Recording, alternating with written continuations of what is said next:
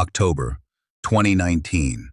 Deputy Marcus Tanner's flashlight beam pierced through the darkness of an abandoned Alabama coal mine, illuminating what would finally answer questions that had haunted Pike County for 45 years. Two sets of remains hidden deep within a sealed section of the mine, and nearby, a distinctive silver locket with the initials SM. The same locket Sarah Martinez wore the night she and her twin sister Rebecca vanished in 1974. Pike County, Alabama in 1974 was a close-knit community where everyone knew everyone. With just over 25,000 residents, it was a place where doors remained unlocked and children played freely until dark. But that sense of security would be shattered forever on October 17, 1974. Sarah and Rebecca Martinez were identical twins who worked at Murphy's Diner in downtown Troy. At 5 feet 4 inches with glossy black hair and warm brown eyes, they were inseparable. Sarah, older by 7 minutes, dreamed of becoming a nurse. Rebecca loved music and hoped to move to Nashville someday. Their father, Robert, worked as a foreman at the Blackwood coal mine. That Thursday evening began like any other. The twins clocked out of Murphy's Diner at 8:07 p.m. and started their familiar walk home. They stopped at Henderson's pharmacy to buy a birthday card for their mother. The pharmacy clerk was the last person to see them alive. When the twins hadn't arrived home by 9:15 p.m., their mother Maria began to worry.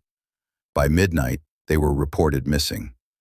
The Pike County Sheriff's Department, with just 11 deputies, was ill-equipped to handle such a case. Despite extensive searches and FBI involvement, no trace of the twins could be found. The most puzzling aspect was the complete absence of evidence. No signs of struggle, no suspicious vehicles reported, nothing. The investigation focused on a blue Ford pickup truck seen near the pharmacy that evening. The owner, James Whitley, a local mechanic, was interviewed but had an alibi. Several other persons of interest emerged but were eventually cleared. By Christmas 1974, the case had effectively gone dormant, overshadowed by other crimes and limited by the forensic capabilities of that era. For Robert and Maria Martinez, time stopped on October 17, 1974. Robert transformed their garage into a command center, dedicating every waking hour to searching for his daughters. He taught himself investigation techniques and followed every lead, no matter how small. The stress took a devastating toll on his health. Maria found solace in faith, attending daily mass and maintaining an unwavering belief that her daughters would return. Each night she set 2 places at the dinner table and sat by the window watching the street. She kept their bedroom exactly as they left it, with fresh sheets changed weekly for 45 years. Their younger children, Miguel and Lucia, had to grow up fast, essentially losing not just their sisters but their parents to grief. Miguel eventually left for California, while Lucia remained in Troy to support her aging parents and keep the case alive in public memory. On October 12, 2019, Deputy Marcus Tanner responded to reports of teenagers trespassing at the abandoned Blackwood mine.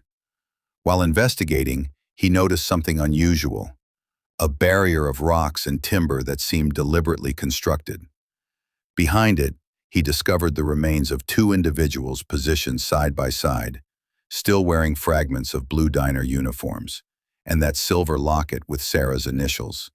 The discovery triggered the most significant forensic operation in county history. Advanced DNA analysis confirmed the remains were the Martinez twins.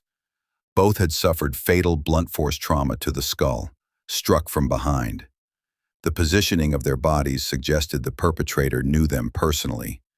They had been carefully arranged, almost as if in repose. What 1974 investigators couldn't do, modern forensic science accomplished. Soil samples contained microscopic fibers and trace elements that revealed crucial information. Most significantly, they found traces of an industrial lubricant used exclusively by Blackwell Mining in the 1970s, a lubricant with restricted access, available only to maintenance workers and equipment operators. Cross-referencing employment records with the original list of suspects produced a name, Howard Keller. A 35-year-old maintenance supervisor at Blackwell Mining in 1974, Keller had been briefly interviewed during the original investigation, but never flagged as suspicious. Database searches revealed his dark history. Questioned about a woman's disappearance in Tennessee in 1969.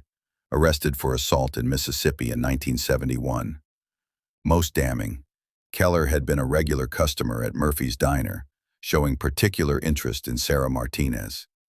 When she rebuffed his advances, that rejection likely triggered the attack. For 45 years, Howard Keller lived 6 blocks from the Martinez family home. He attended church, volunteered at the food bank, and fixed neighbors' appliances. He even attended candlelight vigils for the twins, expressing sympathy while carrying his terrible secret. The arrest came at dawn on October 25, 2019. The 80-year-old man emerged from his home in his bathrobe as tactical teams surrounded his property. The community was shocked. How could someone so ordinary, so integrated into their daily lives, be responsible for their most notorious crime? The search of Keller's home revealed the final pieces of evidence. A charm matching Sarah's locket with her blood on it, a hair ribbon containing Rebecca's DNA, and stolen mining records showing he'd identified the hiding place months before the murders. Most incredibly, investigators tracked down Keller's old blue pickup truck and found microscopic traces of both twins' blood beneath the upholstery. The trial began in March 2020. The prosecution presented overwhelming forensic evidence and witness testimony about Keller's fixation on Sarah. After just 6 hours of deliberation, the jury returned unanimous guilty verdicts on both counts of first-degree murder.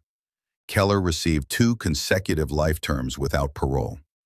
Robert Martinez lived just long enough to see justice served, passing away peacefully 2 weeks after sentencing. Maria finally allowed her daughter's bedroom to be packed up after 45 years.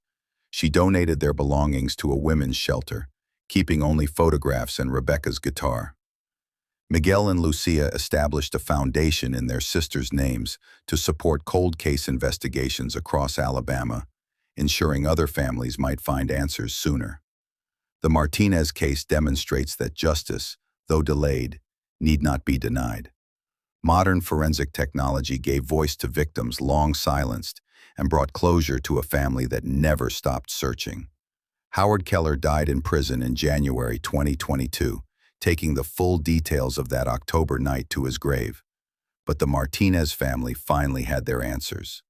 This case has become a template for cold case investigations nationwide, reminding us that every unsolved case represents a family still waiting, still hoping for the resolution that finally came to Pike County after nearly half a century.